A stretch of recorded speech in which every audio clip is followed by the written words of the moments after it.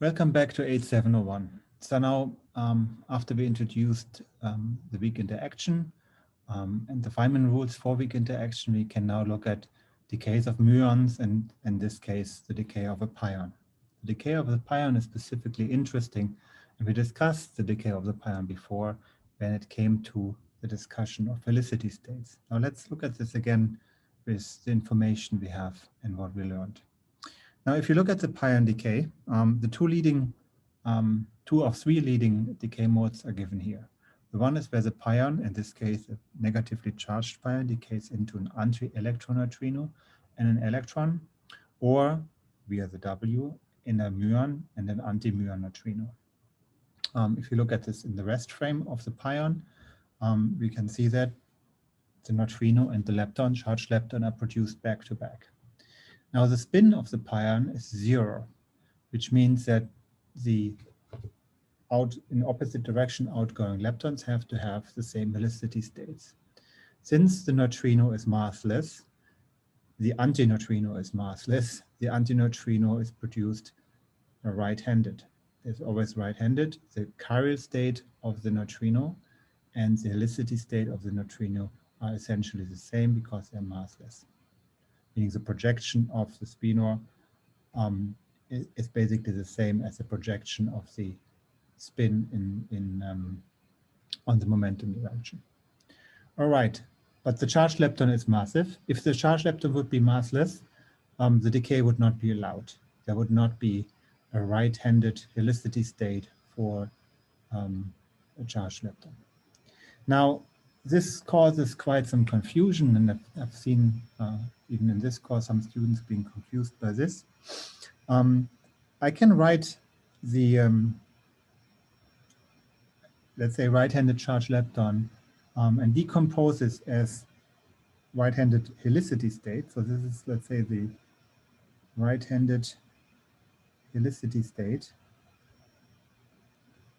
And I can decompose this through the chiral states, the right-handed and the left-handed. And we have seen in the previous lectures that only the left-handed component participates. Now, you can also see from this equation here that if the momentum and energy would be the same as it is the case for massless particle, this would be 0, this would be 1, this would be 1, and therefore this right-handed helicity state would be the same as the chiral state, and it wouldn't be coupling to the weak interaction. Well, let's erase this really quickly because we want to actually look at this decay. And so now we have all the tools together, almost all the tools together to calculate this, the decay rates or the ratio of decay rates. And you want to do this in the pion rest frame, so the momenta are given. The momenta are given here.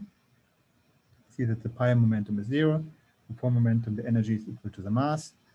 For the charged lepton and for the neutrino, just produce them in opposite direction. So neutrino in this case goes into negative z direction. Then we can write the leptonic current, as we have just seen in the previous lecture. You see this 1 minus gamma 5 term here. Good, and I could have just called this left-handed here and put this into the definition of the spinor. Fine. When we put a real spinor, this comes out immediately direct. When immediately we have to keep this in mind. The matrix element then is a little bit more complicated. Here's an additional, so you see the current here again. You see the propagator, and I went into the low energy approximation. Here you see that instead of having a q square minus m square, I'm just keeping the m square component of this. And then I have this case part here for the current, for the pion current here, and I simply parameterize my missing understanding or missing ability to calculate non-perturbative QCD with a form factor. So I introduce this form factor for a pion. This is not the important part of the discussion, we just keep track of this here. All right, and we can calculate this matrix element, fine. We then have to be explicit about the spinors we are using, and we use the momentum as defined above. So this step here I'm not doing explicitly. If you want, you can go to Thomson and read in chapter 11. He gives quite some detail on this. All right, so moving on, there's one extra thing when we try to calculate the spin averaged matrix element. We find that we don't have to do any work because there's a spin zero state, there's only one state contributing, so we don't have to do any work, we just have to square the matrix element. We find this as a solution here, and there's an additional factor we haven't introduced yet. This is the Fermi coupling.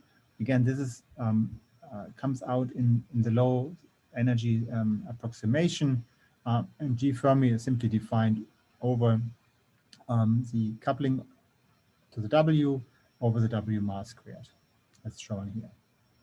All right, again, this is just a factor which is not relevant to the discussion at this point, but we can then, using Fermi's golden rule, calculate the partial decay width of the pion decay. Okay, so we just put in the matrix element here. We replace the momentum with the energy being equal to the mass of the pion, and voila, we get this as an answer for the partial decay width.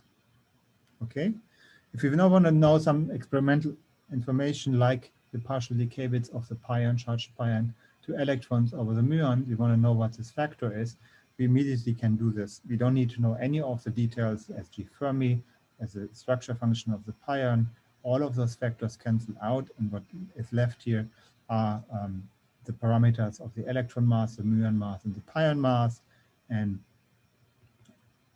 if you just use values like this, the mass of the muon equal to 105 MeV, and the mass of the pion equal to 140 MeV, you find 10 to the minus 4 as values, as a value for this ratio of partial decay width.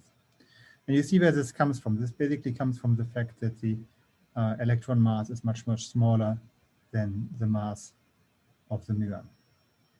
And factually, you can explain this by the fact that a right-handed helicity state for a muon can have a much larger contribution of the left-handed chiral state of a muon, while this is not possible, or while this component is much smaller for the lighter electron. And again, only the left-handed component of the charged lepton contributes to the weak interaction.